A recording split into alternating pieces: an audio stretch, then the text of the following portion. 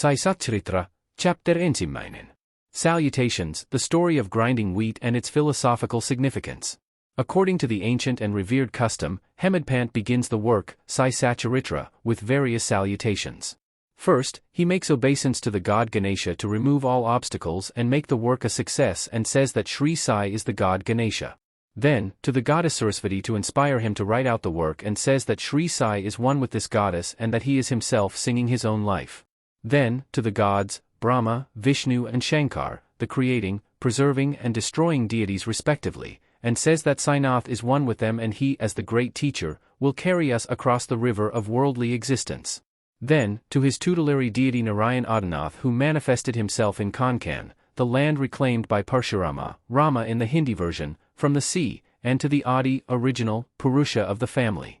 Then, to the Bharadwaja Muni, into whose Gotra, clan, he was born and also to various rishis, Yagyavalakya, Bhrigu, Parashara, Narad, Vedavyasa, Sanak, Sanandan, Sanatkumar, Shuka, Sanak, Vishvamitra, Vasistha, Valmiki, Vamadeva, Jaimini, Vaishampayan, Nava Yogindra etc., and also modern saints such as Nvrti, Jnanadev, Sopan, Muktabai, Janardhan, Eknath, Namdev, Tukaram, Kanha, and Narahari etc. Then, to his grandfather Sadashiv, Father Raghunath, his mother, who left him in his infancy, to his paternal aunt, who brought him up, and to his loving elder brother. Then, to the readers and praise them to give their whole and undivided attention to his work. And lastly, to his guru Shri Sainath, an incarnation of Sri Dattatreya, who is his sole refuge and who will make him realize that Brahman is the reality and the world an illusion, and incidentally, to all the beings in whom the Lord God dwells. After describing in brief the various modes of devotion according to Parashara, Vyasa and Shandilya etc., the author goes on to relate the following story. It was sometime after 1910 AD that I went, one fine morning, to the masjid in Shirdi for getting a darshan of Sai Baba. I was wonderstruck to see the following phenomenon. After washing his mouth and face, Sai Baba began to make preparations for grinding wheat. He spread a sack on the floor, and thereon set a handmill.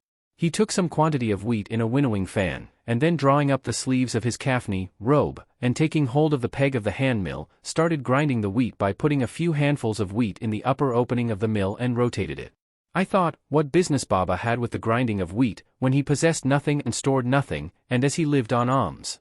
Some people who had come there thought likewise, but none had the courage to ask Baba what he was doing. Immediately, this news of Baba's grinding wheat spread into the village, and at once men and women ran to the masjid and flocked there to see Baba's act.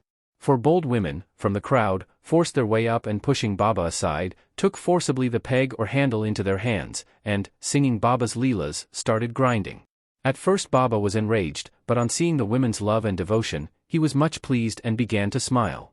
While they were grinding, they began to think that Baba had no house, no property, no children, none to look after, and he lived on alms. He did not require any wheat flour for making bread or roti. What will he do with this big quantity of flour?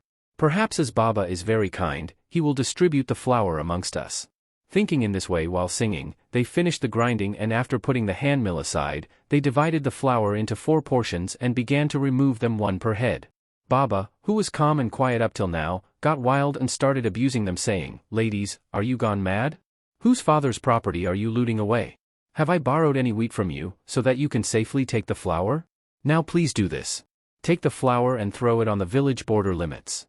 On hearing this, the women felt abashed and whispering amongst them, went away to the outskirts of the village and spread the flour as directed by Baba.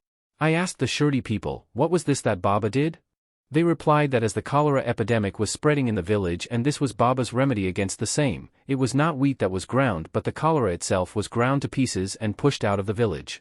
From this time onward, the cholera epidemic subsided and the people of the village were happy. I was much pleased to know all this, but at the same time my curiosity was also aroused. I began to ask myself, what earthly connection was there between wheat flour and cholera? What was the causal relation between the two? And how to reconcile them? The incident seems to be inexplicable. I should write something on this and sing to my heart's content Baba's sweet leelas.